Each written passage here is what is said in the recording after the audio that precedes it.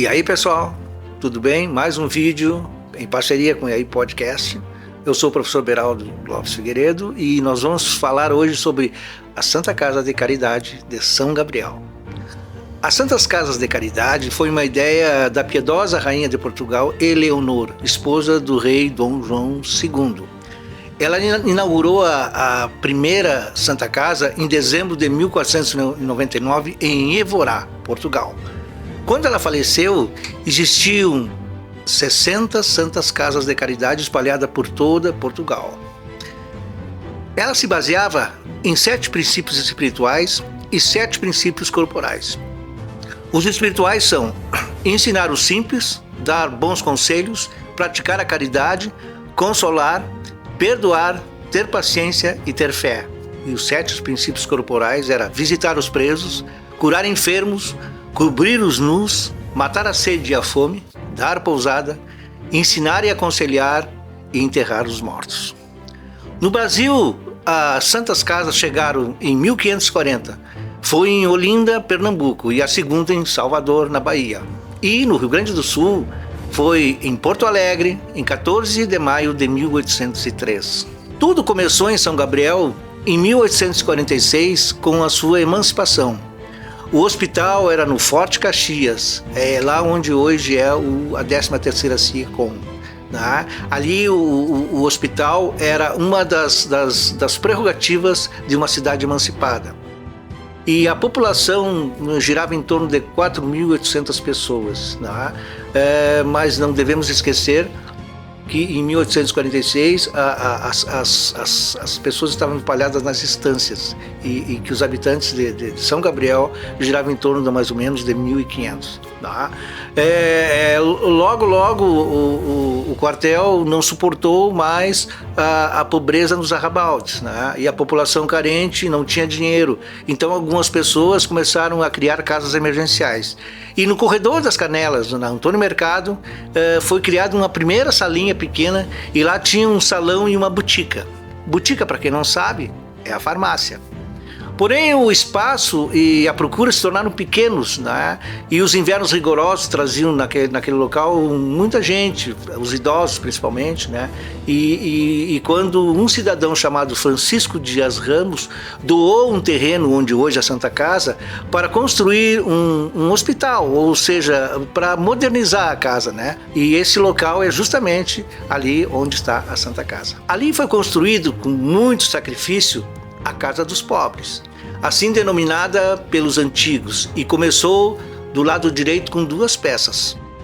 A enfermaria, que era um quarto para os enfermos homens, e outro quarto que era a enfermaria para as mulheres. E também tinha 3 pecinhas, né, que era a cozinha, o quarto para os dementes e a despensa. E para ressaltar tudo isso, funcionava de forma muito carente. Os funcionários, além do médico, na época, eram 3. O zelador, que também era enfermeiro, a sua esposa, que também ajudava e era a cozinheira, e um peão que era cocheiro da carroça e que levava os mortos para a morada final. Com a chegada de um baiano médico militar chamado Jonatas Zabut Filho, no ano de 1851, no 1º Regimento de Artilharia a Cavalo, onde hoje é o 6º BE, o glorioso Boi de Botas, e ele logo se apaixonou por uma moça da cidade, se encantou por ela, chamada Zeferina Barbosa, e com ela se casou. Ficou encantado pela cidade, viu como médico a carência da saúde e num projeto ousado juntou as forças vivas da época e chamou os homens de bem aos seus brios, e a cidade que crescia precisava então de um hospital. A população toda participou, entusiasmada pelo grande projeto, pelo aquele sonho maravilhoso que aquele homem trouxe a todos, não é? Começaram então a construir primeiro um sobradinho. Essa foto do lado aqui que simula o que era na época. E aquela casa de saúde, né? Logo se seguiram aos grandes centros, porque eles queriam criar uma Santa Casa de Caridade, porque era o padrão da época dos hospitais filantrópicos, né? E essa casa administrativa, não é, teve a sua primeira ata de fundação em 15 de abril de 1855. Não é? Então criou-se a Santa Casa, onde teria um provedor e teria também uma diretoria, né, toda trabalhando gratuitamente, e teria também os mordomos, né, que na época eram chamados a mesa e os componentes. Né? E o primeiro o provedor escolhido chamava-se Julião Antônio Garcia. O escrivão chamava-se Jonatas Zabut Filho. E o interino dele chamava-se Francisco Rodrigues Dias Ramos. E o tesoureiro, Emiliano Antônio Garcia. E o procurador, Gervásio de Carvalho Farinha, né, que era um dos mesários. Né? Os mesários eram em torno de 14 pessoas, né, que na época chamava-se mordomo, um termo muito usado na maçonaria. Não é? Esses cidadãos, então, eles visitavam os doentes, fiscalizavam tudo, né?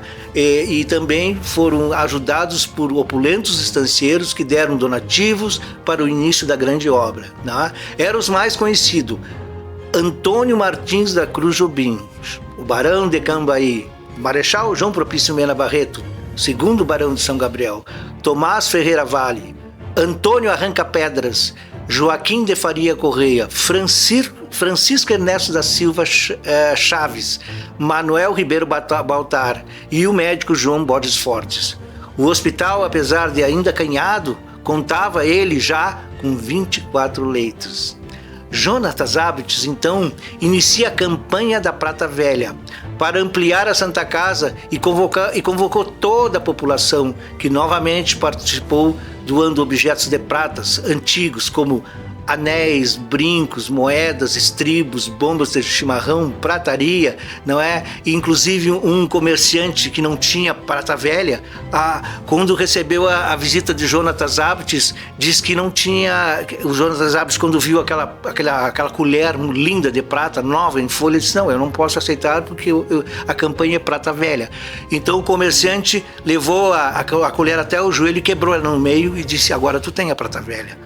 Esse é um dos casos pitorescos para lembrar como a população participava, não é? E a partir dessa reforma, a Santa Casa de Caridade passou a ter 80 leitos.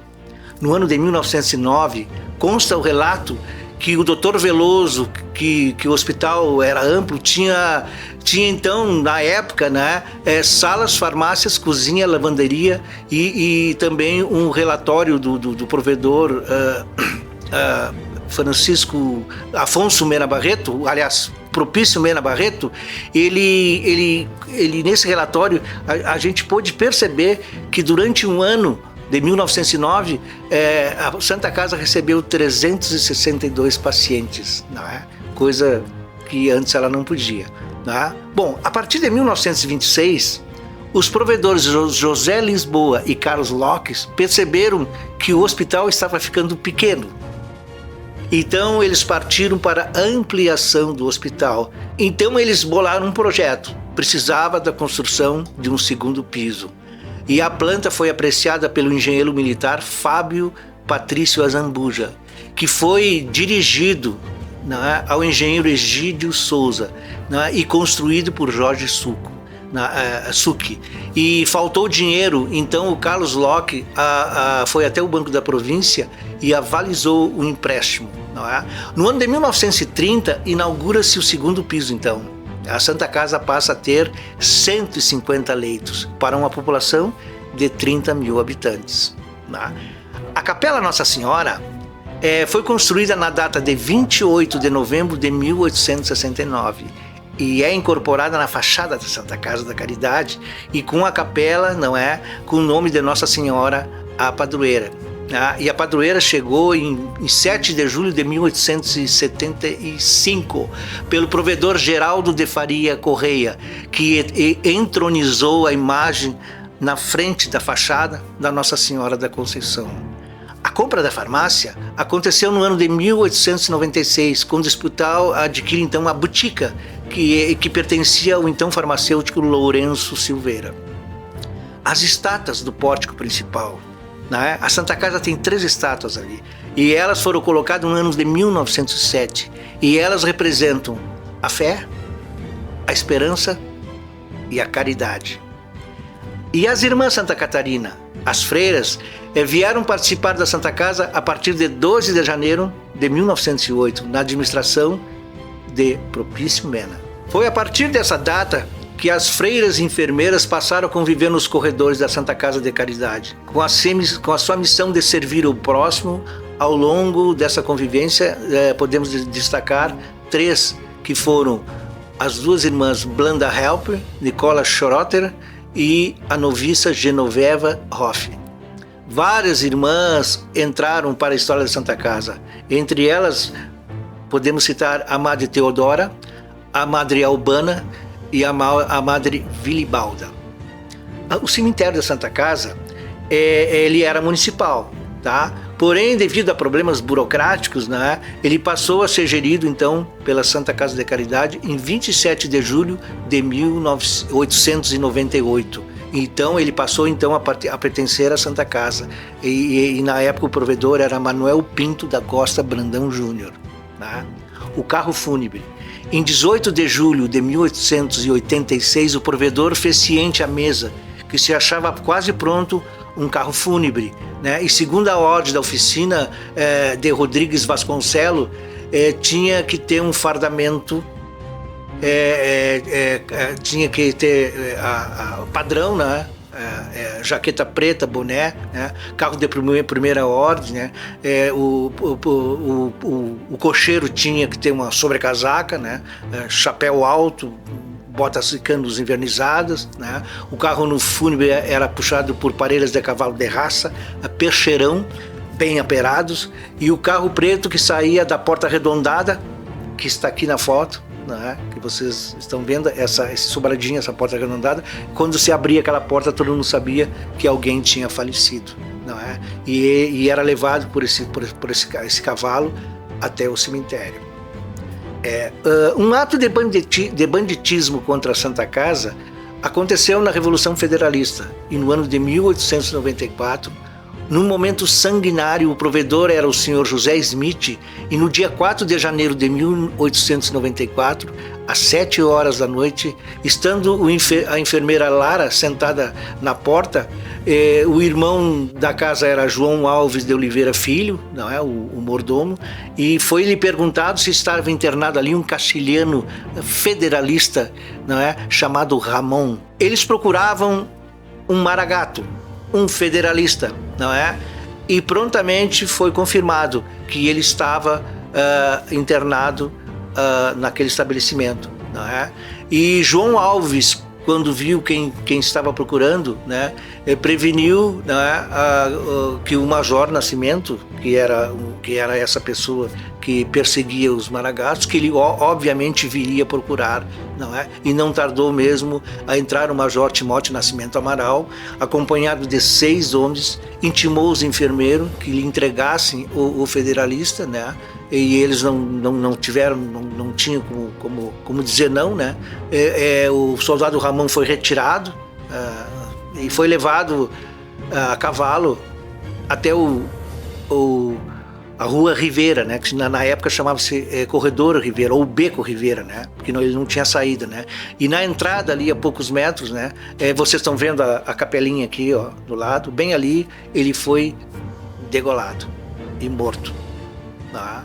E essa foi uma atrocidade que aconteceu na época, muito triste, que se tem registro no nosso Rio Grande do Sul. Bom, a sala de cirurgia foi em 1914, né? E o provedor Propício Mena que concluiu a primeira sala de cirurgia, não é? Que vocês estão vendo aqui na foto. Tá?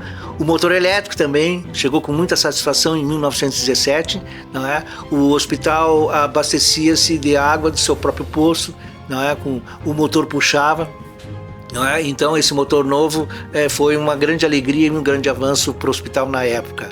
Mas também não podemos registrar a famosa gripe espanhola, não é? Chegou terrível, matando, né, no ano de 1918, e ela chegou pelo trem, não é? E essa terrível gripe matava sem piedade, não é?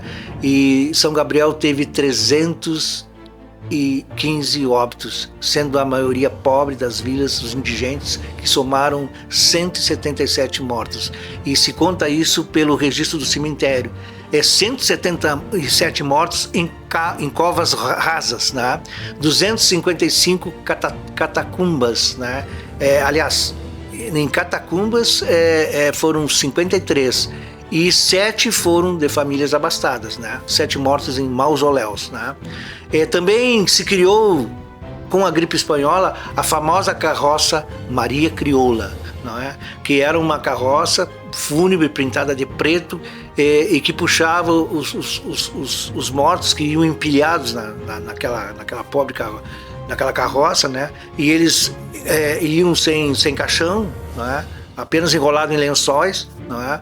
E aquilo entristeceu e tornou a cidade com um luto que não passava, né? Porque essa gripe espanhola, ela durou um bom tempo. Passado 3 meses, arrefeceu-se, né? E depois a gripe espanhola foi, como a Covid, né? Gradativamente deixando de ser uma preocupação, e a população foi se imunizando e se tornou a nossa gripe comum, tá? O raio ultravioleta também foi instalado na Santa Casa, né? E esse aparelho chegou no ano de 1933. O raio-x, gente, o raio-x, né, chegou em 21 de agosto de 1934 pelo provedor marechal Fábio Patrício Zambuja, né, que inaugurou essa sala especial com muita pompa, né? A construção da maternidade foi em 11 de janeiro de 1948 e foi lançada a pedra fundamental para a construção da maternidade pelo provedor Camílio Mércio, né? E foi inaugurada em 9 de julho de 1950. Né? E o laboratório de análises clínicas, né, foi registrado em 18 de janeiro de 1957. Né? E o contrato de instalação de um laboratório, né, foi pelo provedor General Gastão Pereira, atendido pelo bioquímico Ney Ramalho, né, que prestou esses serviços gratuitamente aos indigentes. Né? E o elevador, gente. O elevador chegou no ano de 1972, né? E o provedor na época era Mário da Rosa Machado. E agora, gente, o plantão médico 24 horas, né? No governo do prefeito Rossano Dotto Gonçalves. Não poderíamos deixar de falar nos grandes médicos de São Gabriel. Né? Eles são as figuras que salvam vidas, né? E que estão lá dentro brigando, né, contra a morte, né, e contra a doença, buscando a cura. Né? E eu vou citar os médicos até o ano de 1988, que está registrado no livro Uma Santa Casa Feita com Amor. Foram Dr. Jonas Abt, Dr. Fernando Abt, Dr. Camilo Mércio, Dr. Florencio de Abreu, Dr. Carlos Antunes, Dr. Mário Torres, Dr. Edmundo Berchon de Sartes, Dr. Disseu Mena Barreto de Abreu, Dr. Miguel Vinhas Varela, Dr. Mero Neneghello, Dr. Eglon Meyer Correia, Dr. Fernando Ramos de Lima, Dr. Braulio Alvarez, Dr. Heraldo Ama, Dr. Valdemir Gonçalves e Dr. Arlindo Vargas. Até 1988, esses nomes eram pronunciados por toda a população como esperança. E a CTI, gente, começou como CTI, né? A CTI foi também uma luta árdua que consegui abrir em São Gabriel, né? E foi também uma grande luta, né? E o provedor da época era Di Vicenzo Simoneto, né? E foi uma ajuda muito especial do prefeito Baltazar Balbo Teixeira, no qual existe uma placa, não é? E o nome do centro chama-se Miguel Vinhas Varela, tá? O Dr. Varela. Tá?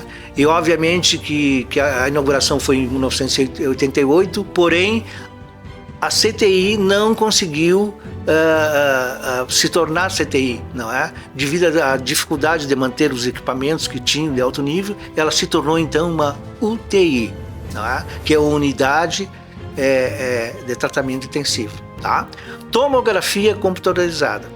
Bom, esse aparelho, né, que revolucionou a Santa Casa, né, ele foi trazido, né, em 30 de março de 1998, né? Foi um contrato de parceria, né? que tem 60% para os médicos que atendem, 40% para o contrato por parte da Santa Casa de Caridade. Desmistificando, gente. Desmistificando, né?